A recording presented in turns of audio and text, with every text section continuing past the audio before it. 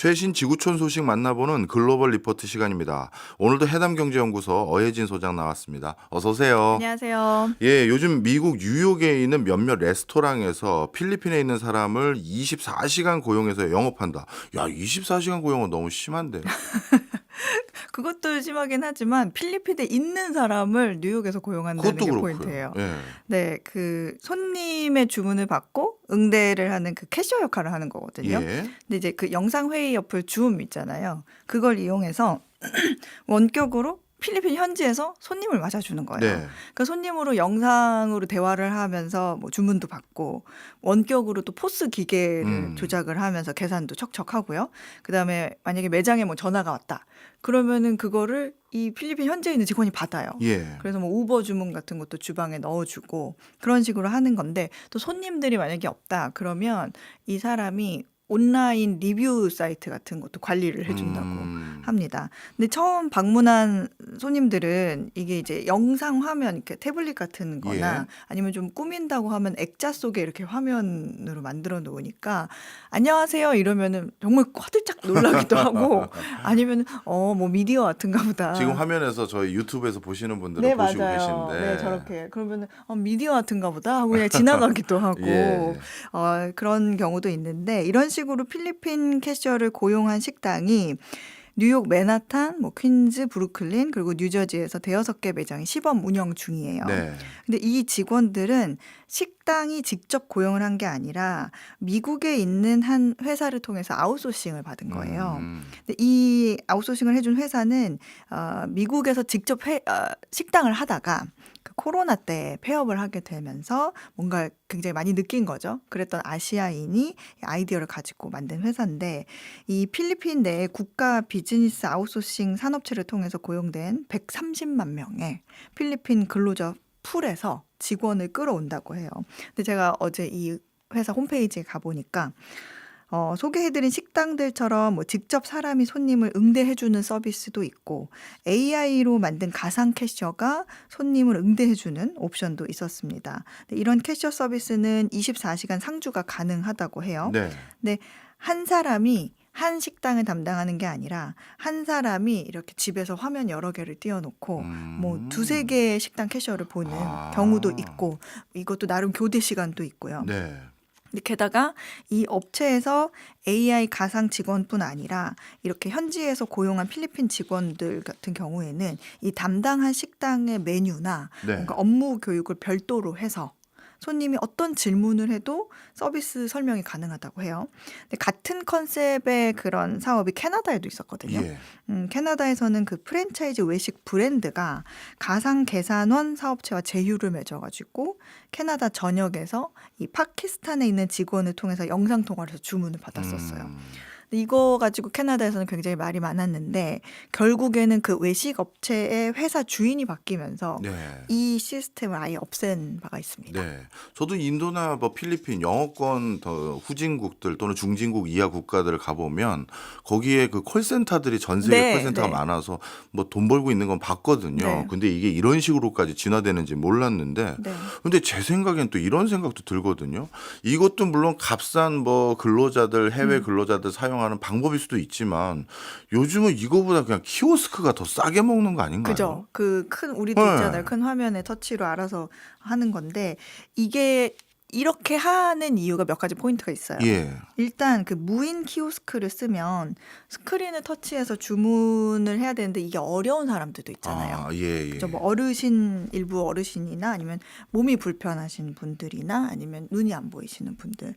이거는 사실 나라 불문하고 경험해 보신 분들은 아실 거예요. 이게 예. 얼마나 불편한지. 그리고 특히 미국 같은 곳은 이제 식당에서 주문을 할 때 사람들이 까다로워요.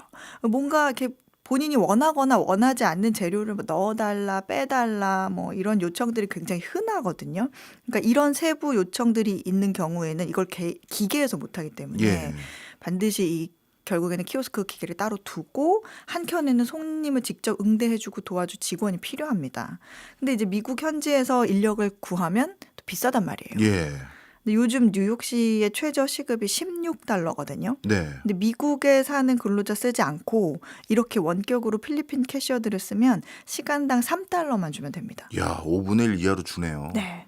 그러니까 두 번째 포인트는 바로 엄청난 비용 절감 효과가 있다는 거죠. 예. 근데 심지어 이 필리핀 직원들은 이런 똑같은 일을 만약에 필리핀에서 했다면 시간당 약 $1 정도를 그럼 벌어요. 필리핀 사람들 입장에서 또 3배 버는 거네요. 그렇죠. 그러니까 원격으로 미국 식당에 하면 3배 더 받는 거니까 굉장히 열심히 일을 한다는 네. 겁니다.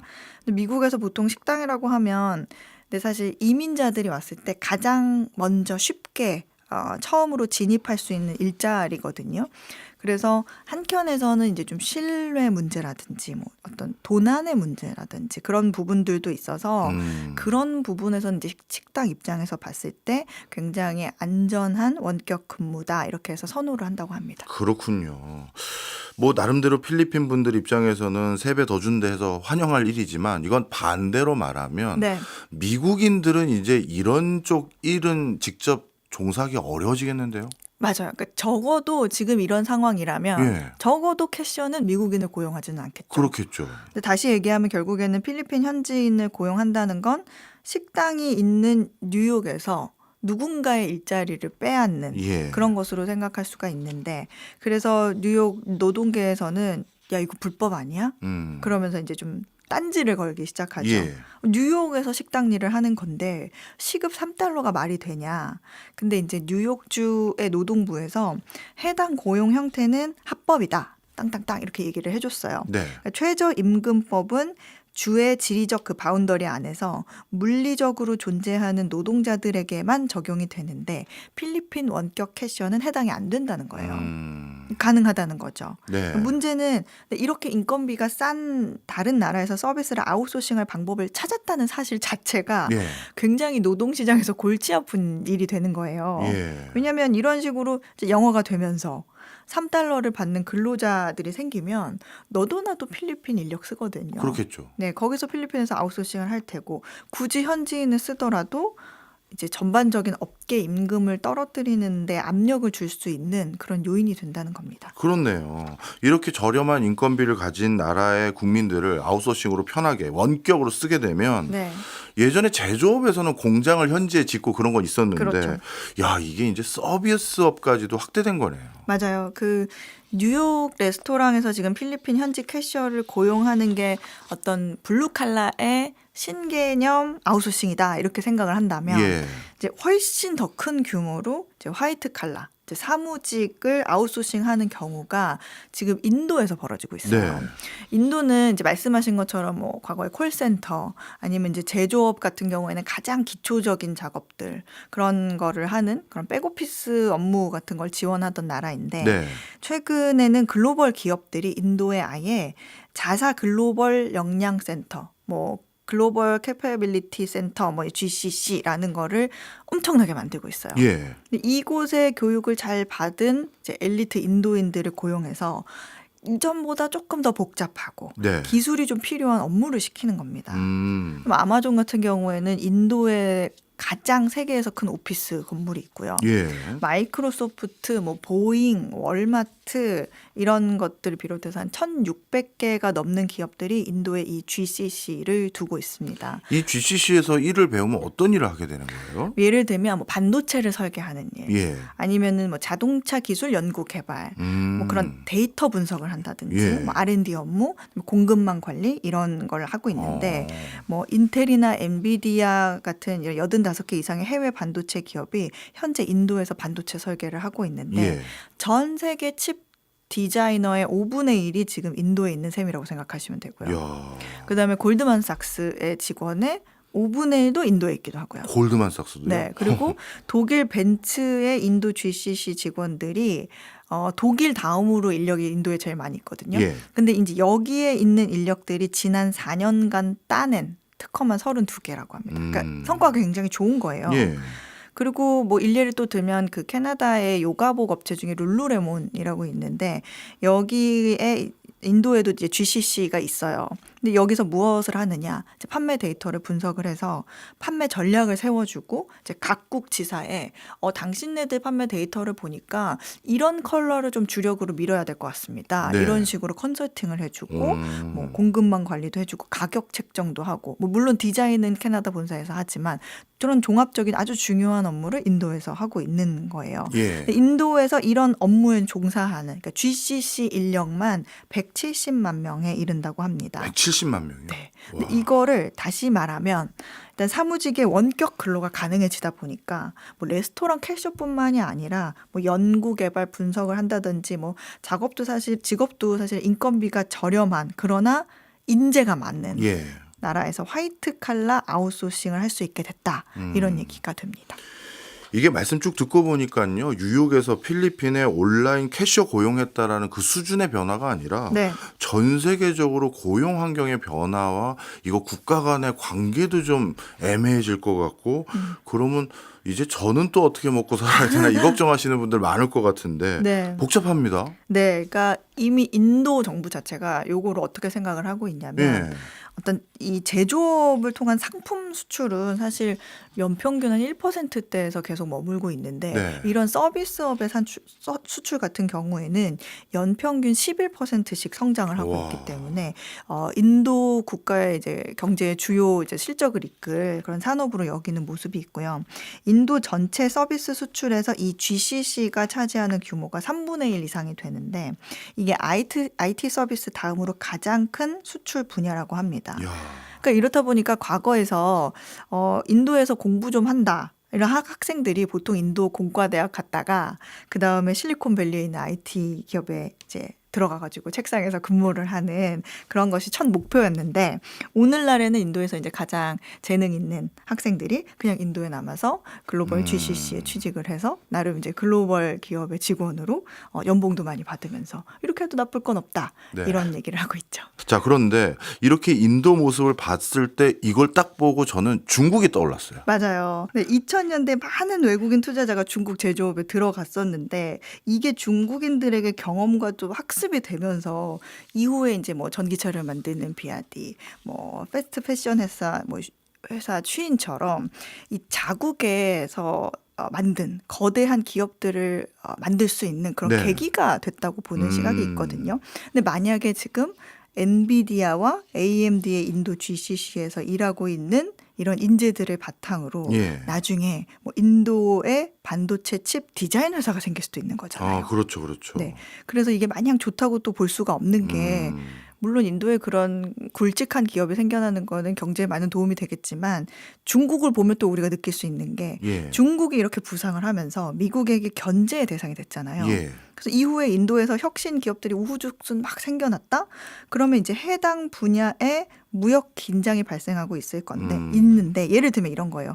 미국이 야, 우리 국민들 고용이 참 안 되는데 알고 보니까 이거 인도가 글로벌 기업 일자리를 인도에서 다 소화를 하고 있더라. 네. 혹은 우리 기업 제품들이 경쟁력에서 좀 밀리고 있는데 알고 보니 이게 인도 경쟁사들이 더 낮은 가격으로 물건을 만들어서 팔고 있더라.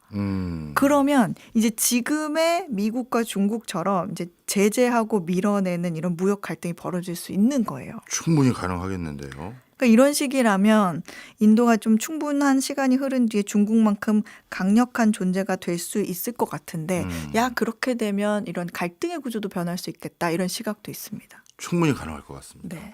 이 GCC라는 게 앞으로 어떻게 흘러갈지 참 저도 귀추가 주목되네요. 이번에는 다른 국가 한번 알아보겠습니다. 이번 주에 남아프리카 공화국에서 아주 중요한 이벤트가 있다고요. 네, 바로 총선입니다. 올해는 정말 선거의 해라고 부를 정도로 굵직한 선거들이 굉장히 많은데 이 가운데 이제 현지 시간으로 29일 이제 이미 치러졌죠. 남아프리카 공화국에서 치러진 선거는 이 30년 동안 집권해온 아프리카 민족회의, 줄여서 이걸 ANC라고 하는데 당 네. 이름이요. 처음으로 이 ANC당이 과반 득표를 달성하지 못하게 되는 역사적인 선거가 될 전망이라서 전 세계 언론의 주목을 받고 있습니다. 네. 일단 이번 선거는 국회의원, 지방의회 대표를 뽑는 총선이에요. 근데 국민들이 400명의 국회의원을 뽑고 네. 그다음에 30일 이내에 이 400명의 국회의원들이 대통령을 뽑습니다. 예. 그러니까 통상 과반수 이상을 차지하는 정당의 지도자가 대통령이 되죠. 그래서 이번 선거는 사실상 대선이기도 합니다. 근데 현재 남아공 대통령이 시릴 라마포사라고 하는 그 집권 여당 ANC의 대표예요. 네. 근데 ANC는 1994년 이후에 항상 의회 다수장이자 정부였어요. 근데 넬슨 만델라를 시작으로 그 이후로 모든 대통령은 항상 ANC 당 출신이었습니다. 94년도에 무슨 일이 있었길래 이 뒤부터 이렇게 탄탄하게 계속 장기 집권을 합니까? 그 여러분 이 말 들어보셨을 것 같은데 아파르트헤이트. 아, 알죠. 네, 이 단어 남아공 이야기할 때 종종 들어보셨을 예. 텐데 남아공은 그 17세기부터 네덜란드와 영국 식민지를 거치면서 유럽 백인들이 이주해가지고 사는 땅이 됩니다. 백인 소수자들이 통치하게 되면서 남아공에 살던 원주민들, 그러니까 흑인들의 땅을 빼앗고 노예로 부리는 등의 어떤 인종차별이 만연하게 되는데요.